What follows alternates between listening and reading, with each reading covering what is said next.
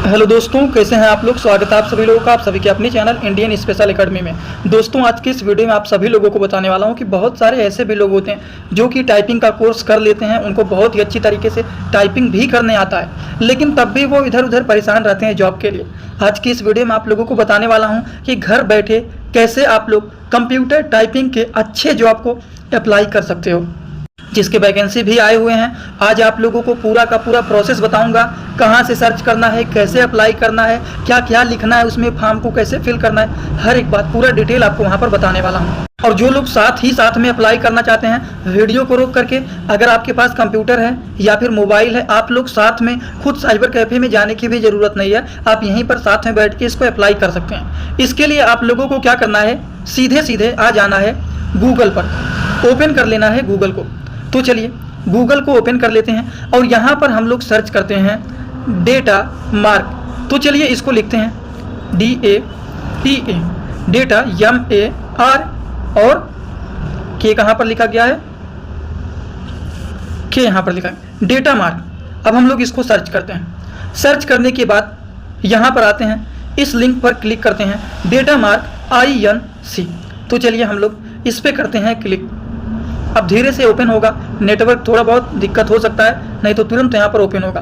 अब देखिए, थोड़े से अपने वीडियो को छोटा कर देता हूँ, जिससे सारी चीज़ें एकदम अच्छे से और साफ से आप लोगों को दिखें, कोई भी दिक्कत ना हो जाए। ठीक, उसको क्लिक करने के बाद अब यहाँ पर ओपन होता है लर्न मोर और स्पीक टू एन एक्सपर्ट। ये दो ऑप्शन ओपन होता है, जिसमें हम लोगों को क्लिक करना है स्पीक टू एन एक्सपर्ट।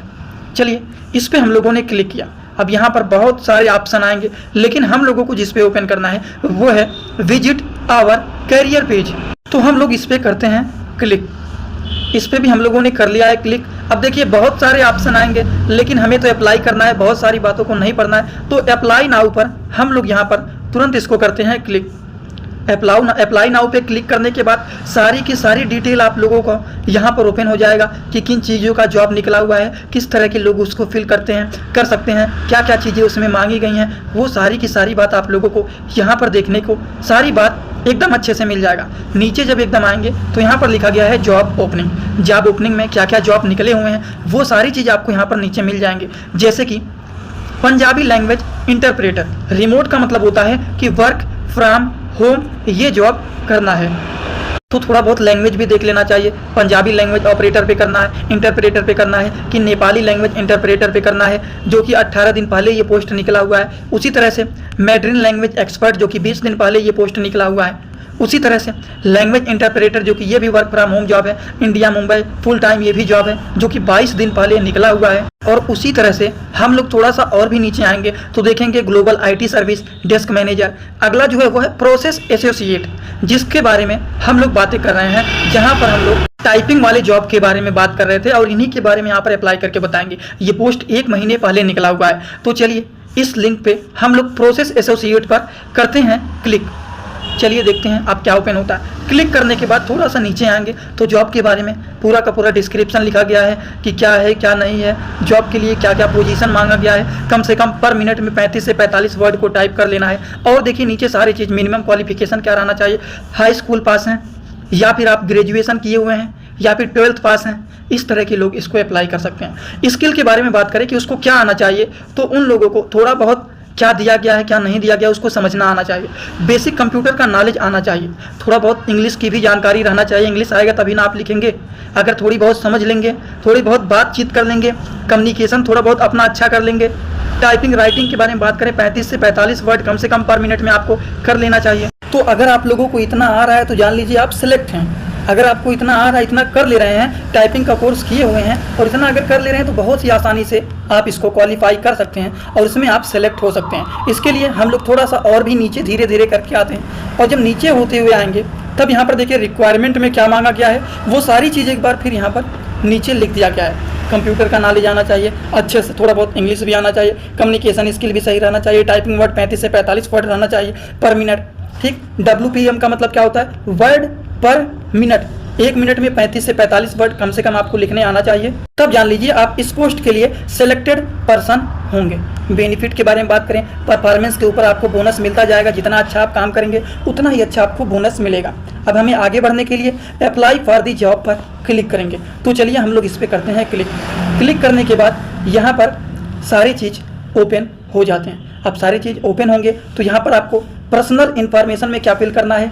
आपका नाम क्या है, जैसे आपका नाम राहुल है, लास्ट नेम क्या है, राहुल चौधरी है कि तिवारी है, या फिर कुछ भी जो भी आपका नाम है, first name and last name वो चीज़ लिखना है।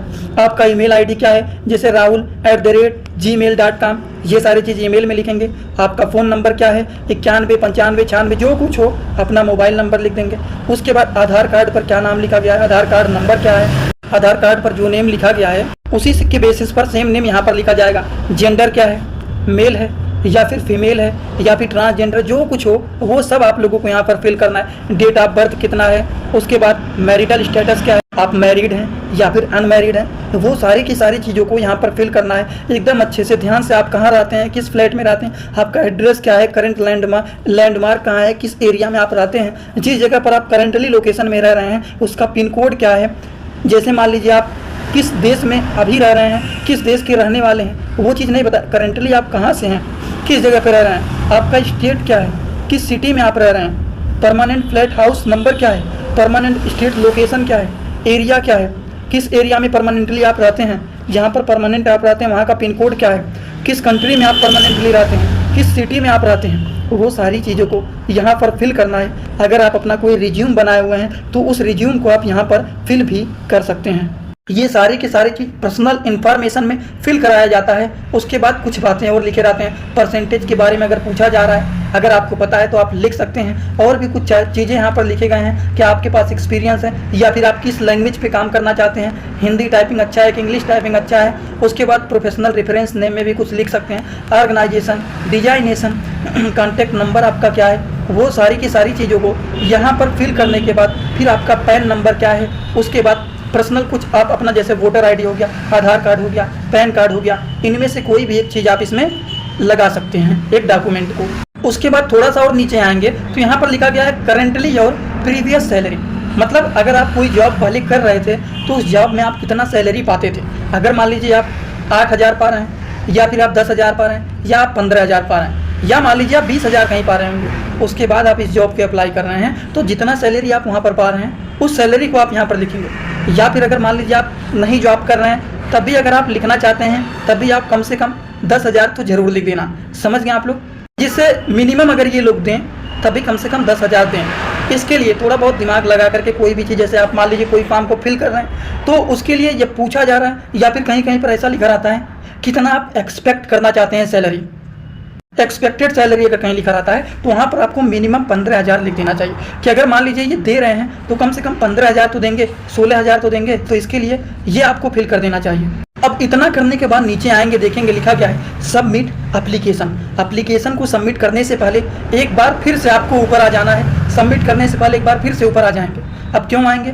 अपने पर्सनल इन्फॉर्मेशन को चेक करने के लिए कि हमने जो नाम लिखा गया है, पहला नेम, अंतिम नाम, ईमेल आईडी जो लिखे गए हैं, फ़ोन नंबर जो लिखे हैं, आधार कार्ड जो हमने भरा है, जो जेंडर फिल किया है, डेट ऑफ बर्थ जो लिखा है, मैरिड है कि अनमैरिड है वो जो लिखे हैं, और अपना जो एड्रेस पर्सनल लिखे हैं, करंट फ्लैट या फिर हाउस नंबर क्या है, एरिया जो लिखे हैं, करंट लैंडमार्क में जो लिखे हैं, पिन कोड जो लिखे हैं, उसी तरह से और भी जितनी सारी चीज़ यहाँ पर आपने फिल किया हुआ है वो सारी चीज़ों को एक बार फिर से मैचिंग कर लेंगे, चेक कर लेंगे कि कोई भी चीज़ गलत तो नहीं ना लिखे हैं। अगर कोई भी चीज़ गलत होगा तो उसको फिर से सुधार करके और क्या कर देना है, नीचे आकर के सबमिट कर देना है। लेकिन देखिए इस तरह के बहुत सारे वैकेंसी निकलते रहते हैं। देखिए नीचे सबमिट का ऑप्शन है, क्लिक कर देंगे। उसके बाद वेट करेंगे कि इतना हमने फिल कर दिया है, क्या रिस्पॉन्स उनका आ रहा है, क्या रिस्पॉन्स नहीं आ रहा है, वो सारी चीज़ों पर आपको ध्यान देना है। अगर मान लीजिए आपके पास रिस्पॉन्स आता है या फिर किसी का कॉल आता है कि आपने इस चीज़ के लिए अप्लाई किया है, आप सिलेक्ट हो जाएंगे।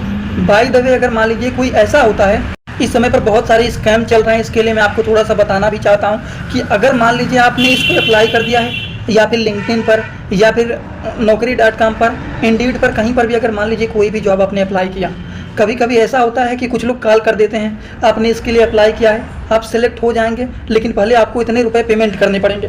कभी भी आपसे कोई भी अगर 1 रुपये ही मांगता है तो तुरंत आप समझ जाइए कि वो एकदम फेक है। इन बातों को हमेशा ध्यान रखना चाहिए। आपने जॉब के लिए अप्लाई किया है तो आप काम करेंगे तब वो पैसा देंगे, फ्री का तो पैसा देंगे नहीं। या फिर कोई गवर्नमेंट जॉब नहीं है कि एक बार लग गए हमेशा के लिए आप लग गए पैसा फेंक देते हैं। इन सारी चीज़ों में कभी भी ऐसा नहीं करना है। कहीं भी प्राइवेट जॉब करेंगे तो जब आप काम करेंगे तभी उस चीज़ का पैसा मिलेगा। तो किस चीज़ का पैसा उनको दे रहे हैं, ये सरासर फ्रॉड होता है। कभी भी आप इन गलतियों में मत फंसना कि अगर आपसे कोई पैसा मांगता है कि आप सेलेक्ट हो जाएंगे, इतना रुपये दे दीजिए। गलती से भी 1 रुपये किसी को नहीं देना है। तो चलिए आज का वीडियो कैसा लगा सभी लोग कमेंट बॉक्स में ज़रूर बताना। जितने सारे लोग इस चैनल पे नए हों प्लीज़ चैनल को सब्सक्राइब कर लेना, क्योंकि इसी तरह से सारे के सारे वीडियो आपको हमेशा यहाँ पर मिलते रहेंगे। Thanks for watching my video. Like comment share and subscribe this channel.